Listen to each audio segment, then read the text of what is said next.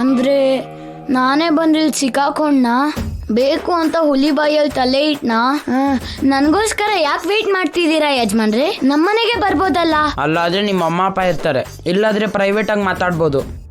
ನನ್ನ ಹತ್ರ ಪ್ರೈವೇಟ್ ಆಗಿ ಮಾತಾಡೋ ಮ್ಯಾಟರ್ ಏನಿದೆ ಯಜಮಾನ್ರೆ? ಅವನ ಬಗ್ಗೆ ಡೌಟ್ ಬರ್ತಿದೆ. ಯಾರು? ಜಯಂಕಲ್ ಬಗ್ಗೆನಾ? ಹೌದು. ಏನ್ ಯಜಮಾನ್ರೆ ನಿಮ್ ಡೌಟು? ನಮ್ಮಮ್ಮ ದೇವಸ್ಥಾನಕ್ಕೆ ಹೋದ್ರೆ ಅವನ್ ಯಾಕೆ ಬರ್ಬೇಕು? ನಮ್ಮಮ್ಮ ಯಾಕೆ ತಲೆ ಸುತ್ತ ಬಿದ್ಲು? ಅಮ್ಮನ್ನ ಅವನ್ ಯಾಕೆ ಆಸ್ಪತ್ರೆಗೆ ಸೇರಿಸಿದ್ದು? ಇವತ್ತು ನಮ್ಮನೆಗೆ ಯಾಕೆ ಬಂದ? ನಾಳೆ ಮತ್ತೆ ಯಾಕೆ ಬರ್ತೀನಿ ಅಂದ? ನಮ್ಮಮ್ಮನ ಪಕ್ಕ ಕೂತಿ ಯಾಕೆ ಊಟ ಮಾಡ್ದ? ಫೋನ್ ಮಾಡ್ತೆ ಅಂತ ಒಂದ್ಸಲ, ಪರ್ಸ್ ಮಾಡ್ತೆ ಅಂತ ಇನ್ನೊಂದ್ಸಲ. ಏನಕ್ಕೆ ಡ್ರಾಮಾ ಮಾಡಿದ್ದು? ಅವನ ಉದ್ದೇಶ ಏನು ಹೇಳು ಕೇಶವ. ಇಷ್ಟು ದೊಡ್ಡ ಕ್ವಶನ್ ಪೇಪರಾ? ನಮ್ಮ ಆನ್ಯುವಲ್ ಎಕ್ಸಾಮ್ಸ್ ಅಲ್ಲಿ ಕೂಡ ಇಷ್ಟು ಕ್ವಶನ್ಸ್ ಇರಲ್ಲ ಯಜಮಾನ್ರೆ. ಮೊದಲು ಆನ್ಸರ್ ಕೊಡು. ಫಸ್ಟ್ ಕ್ಲಾಸ್ ಅಲ್ಲಿ ಆಗತ್ತೋ ಇಲ್ವೋ ಪಾಸ್ ಮಾರ್ಕ್ ವರ್ಗೂ ಹೇಳ್ತೀನಿ, ಓಕೆನಾ? ಇಲ್ಲ ಅಂದ್ರೆ ಮತ್ತೆ 1 by 1 ಕೇಳಿ. ನಮ್ಮಮ್ಮ ಹೋಗಿದ್ದ ದೇವಸ್ಥಾನಕ್ಕೆ ಅವನ್ ಯಾಕೆ ಹೋಗಿದ್ದು? ದೇವಸ್ಥಾನಕ್ಕೆ ಎಲ್ಲಾರು ಹೋಗ್ಬೋದಲ್ವಾ ಯಜಮಾನ್ರೆ? ಮೇಡಮ್ ಹೋಗಿದ್ದ ದೇವಸ್ಥಾನ, ಅಂಕಲ್ ಹೋಗಿದ್ದ ದೇವಸ್ಥಾನ ಸೇಮ್ ಆಗಿದ್ದು ಅಂಕಲ್ ತಪ್ಪಲ್ಲ ಅಲ್ವಾ? ನಮ್ಮಮ್ಮ ಯಾಕೆ ತಲೆ ಸುತ್ತ ಬಿದ್ಲು? ಪಾಸ್ ಯಜಮಾನ್ರೆ. ಅಂದ್ರೆ ಅವಾಗ ನಾನು ನಿಮ್ ಜೊತೆ ಮನೇಲೇ ಇದ್ದೆ ಅಲ್ವಾ? ಅಮ್ಮನ್ನ ಅವನ್ ಯಾಕೆ ಹಾಸ್ಪಿಟ್ಲ್ ಕರ್ಕೊಂಡೋದ? ಮನುಷ್ಯತ್ವ ಯಜಮಾನ್ರೆ. ನಿಮ್ ಕಣ್ಮುಂದೆ ಯಾರಾದ್ರೂ ತಲೆ ಸುತ್ತ ಬಿದ್ದೋದ್ರೆ ನೀವ್ ಹೆಲ್ಪ್ ಮಾಡಲ್ವಾ? ಹಾಗೆ ಅಂಕಲು ಹೆಲ್ಪ್ ಮಾಡಿದ್ರು.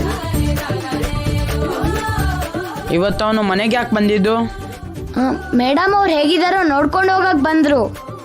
ನೋಡಕ್ ಬಂದವನು ತಕ್ಷಣ ಹೋಗ್ಬೇಕಲ್ಲ, ಈವ್ನಿಂಗ್ ವರ್ಗು ಯಾಕಿರ್ಬೇಕು? ನಾಪ್ಕ ವರ್ಷಕ್ಕೆ. ಏನು? ಸವಿ ಸವಿ ನೆನಪು, ಸವಿ ಸವಿ ನೆನಪು, ಸಾವಿರ ನೆನಪು ಎದೆಯಾಳದಲ್ಲಿ ಬಚ್ಚಿಟ್ಟಿರುವ. ಕೇಶವ, ಸಡನ್ ಆಗಿ ನಿನಗೇನಾಯ್ತು? ಅದೇ ಅರ್ಥ ಆಗ್ತಿಲ್ಲ ಯಜಮಾನ್ರೆ. ಆಗಾಗ ಹಿಂಗೆ ಹಾಡು ಹೇಳಿ ಡ್ಯಾನ್ಸ್ ಮಾಡ್ಬೇಕು ಅಂತ ಹುಚ್ಚು ಆಸೆ ಆಗತ್ತೆ. ಸುಮ್ನೆ ಯಾಕೆ ಹೊರಗಡೆ ಬಂದೋ, ಯಾಕೆ ನಿಮ್ನ ಮಾತಾಡ್ಸಿದ್ನೋ ಅನ್ಸ್ತಿದೆ. ಏನಂದೆ ಕೇಶವ? ನಿಮ್ ಪ್ರಶ್ನೆ ಎಲ್ಲ ಮುಗೀತಾ ಯಜಮಾನ್ರೆ? ಇನ್ನೂ ಇದೆ. ಅವನ್ ನಮ್ಮ ಅಮ್ಮನ ಪಕ್ಕದಲ್ಲೇ ಯಾಕೆ ಕೂತ್ಕೊಂಡ? ಪರ್ಸು ಫೋನು ಮರ್ತಿದ್ದೀನಂತ ಯಾಕೆ ಡ್ರಾಮಾ ಮಾಡಬೇಕು? ಅವನಿಗೆ ಬೇರೆ ಉದ್ದೇಶ ಏನೋ ಇದೆ. ಲೋ ಕೇಶವ. ಅಪ್ಪ, ಹಿಟ್ ಸಿನಿಮಾ ತರ ನಿಮ್ಗೆ 100 days, ಚಿಚಿ 100 years. ಇಲ್ಲೇನ್ ಮಾಡ್ತಿದ್ಯೋ? ಕೇಳಿದ್ರಾ? ಅಂದ್ರೆ ಸ್ವಲ್ಪ ಹೊತ್ತು ಈಚೆ ಇರೋ ಫ್ರೀಡಮ್ ನಂಗೆ ಇಲ್ವಾ ಅಪ್ಪ? ನನ್ ಫ್ರೆಂಡ್ ಜೊತೆ ಮಾತಾಡೋ ಫ್ರೀಡಮ್ ಇಲ್ವಾ? ಯಾವಾಗ್ಲೂ ನೀವ್ ಹೇಳಿದ್ದೆ ಕೇಳ್ಬೇಕಾ? ಬೆಳಗಾದ್ರೆ ಸ್ಕೂಲಲ್ಲೂ ಅದೇ ಕೇಳ್ತೀನಲ್ವಾ? ಈಗೇನು ನನ್ ಮನೆಗೆ ಹೋಗಿ ಬೇಗ ನಿದ್ರೆ ಮಾಡ್ಬೇಕು ಅಷ್ಟೇ ಅಲ್ವಾ? ಒಳ್ಳೆ ಹಿರಣ್ಯಕಶಿಪು ತರ ರಾಕ್ಷಸನ ಅವತಾರ ಎತ್ತಿದ್ದೀರಾ. ಚಿಕ್ಕ ಮಗ್ಳು ಸ್ವೇಚ್ಛೆ ಸ್ವಾತಂತ್ರ್ಯ ಕಿತ್ಕೊಳ್ತಿದ್ದೀರಾ, ಹಿಂಸೆ ಕೊಡ್ತಿದ್ದೀರಾ. ಏನು ನಾನ? ನನ್ನ ಮೇಲೆ ಇಷ್ಟು ತಪ್ಪ್ಯಾಕೋ ಹೊರಿಸ್ತಿದ್ಯಾ? ಗೊತ್ತು ಅಪ್ಪ, ಕೊನೆಗ್ ತಪ್ಪು ನಂದೇ ಅಂತೀರಾ. ನನ್ ಜೊತೆ ಯಜಮಾನ್ರು ಮಾತಾಡ್ತಿದ್ರೆ ಮಧ್ಯದಲ್ಲೇ ನಿಲ್ಸಿ ಮನೆಗೆ ಹೋಗು ಅಂತೀರಾ.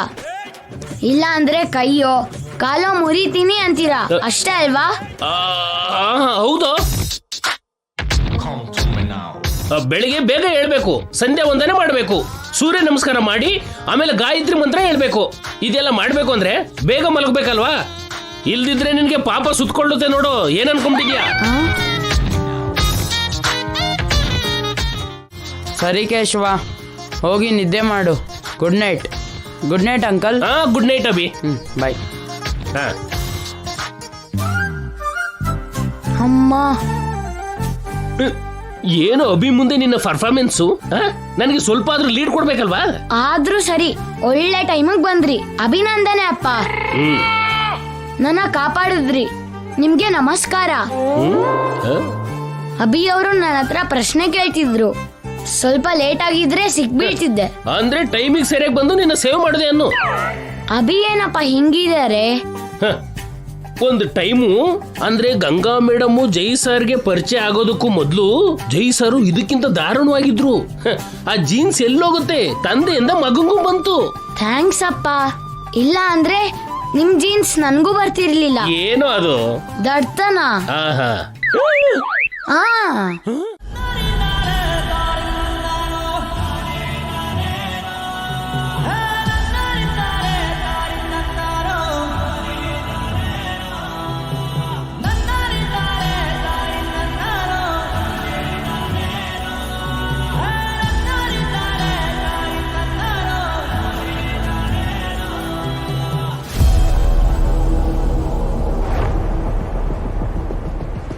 ಎಸ್ ಆಂಟಿ, ಗಂಗಾ ಶಾಪದಿಂದ ಸಾಯಲಿಲ್ಲ. ಆ ಶಾಪನ ಗೆದ್ದು ಗಂಗಾ ಜೀವಂತವಾಗೇ ಇದ್ದಾಳೆ.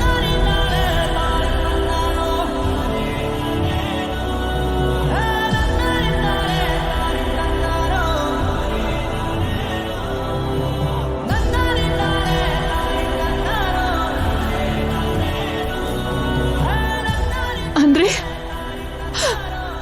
ಅಂದ್ರೆ ನಾನ್ ನಂಬಿದ್ದು ನಿಜ ಆಯ್ತು.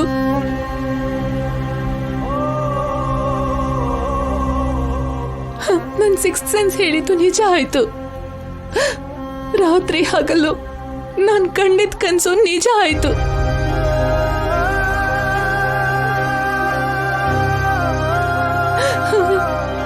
ನನ್ ಗಂಗಾ ನಮ್ಗೋಸ್ಕರ ಬದುಕೆ ಇದ್ದಾಳ.